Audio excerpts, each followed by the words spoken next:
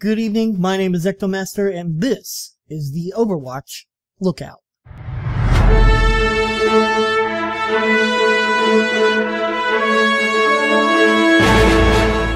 The Overwatch Lookout is a weekly series where we take a look at the heroes of Overwatch and the villains that they strive to protect us against.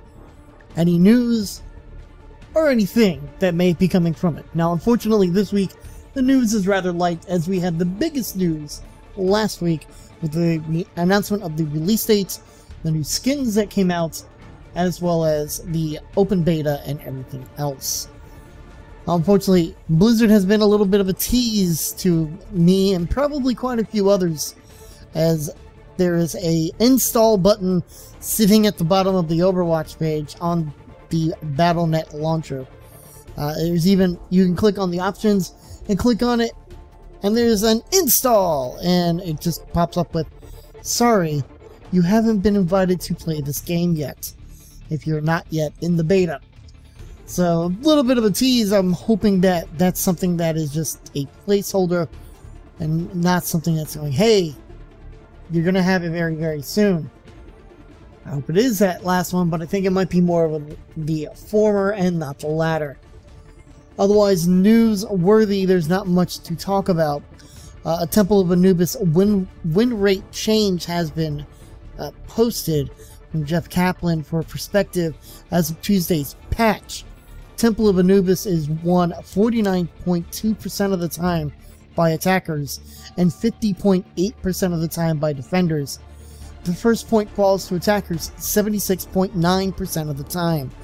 And this was one that they were talking about that had a little bit of a too much of a attacker heavy, I believe they were saying that, or defender heavy. One or the other, it has now been evened out pretty much. I'm going to call it 49.2 and 50.8. That's a very, very, very small margin for comparison. I would say that, yeah, they're pretty much on point and at halfway. If you pre-ordered Overwatch, the card back is now available in Hearthstone. So if you go to Hearthstone, and if you log into Hearthstone, you should be able to select the card back for Overwatch as your new card backs. Other than that, there really isn't any news. We did see some new skins from last week. Unfortunately, I did not showcase them here. I did leave a link so that you could take a look at them. There was... I think I went through them. Bastion has 2 new skins, Wooden and Steambot. Lucio has Space Frog. McCree has Mystery Man. Pharah has Raptorian. Reinhardt has Lionheart. Soldier 76 has Spirit of 76. Symmetra has Architect and Goddess. And Zenyatta has Infrite.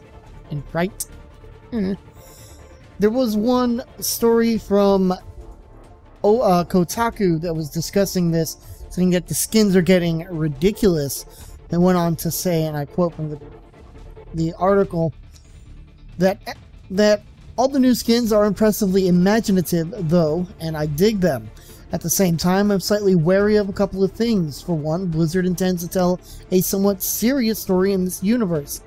And if everybody's a cartoon character, pastiche, or reference, it might be a little hard to lose myself in it.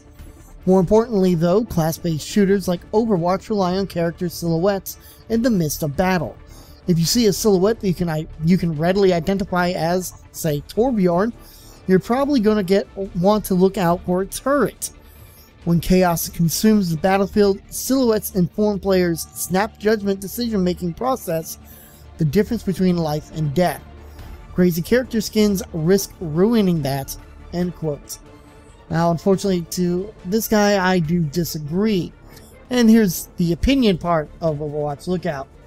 I think the skins are fine, and it's going to be easy to tell who it is, not just by the skin, but by the actions that the characters themselves are taking. For example, Tracer is always going to zip around on the map, no matter whether she looks like a punk, or she looks like she does in her traditional look. Reaper is still going to disappear and reappear and still say die, die, die, despite the fact that he looks like a mariachi guy. Lucio's still going to do what Lucio does. Soldier 76 is still going to do what Soldier 76 does. That is not going to change the way that the characters are played, despite the way that they look. And even though they changed the way that they look, just because a guy starts out as Soldier 76 at the beginning of the match does not mean that he will stay Soldier 76 throughout. I watched a video recently done by Jesse Cox, and I do agree with him in the fact that changing your character when you need to is the whole position of this game, or the whole point of it. Sticking with one character when you're not doing well can make or break what is going on. As he showcased in his video, he decided to try Symmetra. Symmetra was not doing well. He said, look, I know everybody wants to see me play as Symmetra, but we're going to change it up and go back to Mei because this is what we need at this time. And sure enough, although I won't say that his actions alone saved the game, but they made the team more comparable against the ones that they were fighting. So I do agree, changing your character on the fly is important. Whether or not you recognize what they look like, you may not be able to tell right away, hey, we got a Soldier 76, but you know he does exist. And if you see even just one of his variations of his skins, you're going to know, and you're going to know real quick and real easy. Other than that, Overwatch's universe will be fleshed out in a series of animated shorts, free digital comics, graphic novels, and more. This article, I'm sorry, I was going to say video, coming from PCGamesN.com, what is also highlighted on the Overwatch page on Battle.net. Basically, it's going on to say that animated shorts with Overwatch, we're continuing our long tradition of creating epic cinematic experiences, and we've been hard at work on the series of animated shorts we first showed you at BlizzCon 2015. Over the next 2 months, these shorts will illuminate the stories behind some of our most iconic heroes and reveal more about the future they're fighting for. The first animated short releases this March, so this month. Stay tuned for more information. Digital comic shorts, in addition to the animated shorts, will be releasing a series of free digital comics leading up to the launch of the game. Created in collaboration with a variety of writers and artists, our first 6-issue series of comic shorts will focus on different heroes such as the deranged criminal duo of Roadhog and Junkrat, as well as Overwatch's Knight from a bygone era, Reinhardt. Debuting in April, our first comic short tells the story about the vigilante gunslinger McCree, and they have a link to the cover of the comic short on the news as well. They also have Overwatch First Strike. Finally, we have the upcoming Overwatch graphic novel First Strike, which takes place during the Omnicrisis, the global robot uprising that unfolded decades before the events players experience in-game. Written by Mickey Nielsen with art by Ludo, I'm going to get this, Lullaby, I guess that's correct. First Strike explores the early days of Overwatch, the elite international strike team that was assembled to save humanity. You'll learn more about the origins of some of its founding members like Soldier 76, Torbjorn, Reaper, and Reinhardt, years before the events of the game. You have a teaser of that, and of course, that's only the beginning. We can't wait for you to dive into the world of Overwatch, and we'll be looking forward to playing with everyone soon. As I said, this is really cool. I like what they're going here for the artistic styles, the choices. Instead of taking the game and fleshing out the story, they're using other means to do so. That way they're not taking you away from the objectives of the game. Everyone has to keep in mind that they're not doing a first-person story mode, much like a lot of first-person shooters tend to do. They're just more focusing on the fact that the game is the game, they want you to play and have fun, and that we'll talk about the world in little tidbits inside the game, but it's going to be mostly everything outside of it. A little bit of that has been done, let's say, in World of Warcraft, where they explored the early settings of the orcs and the humans before they even met.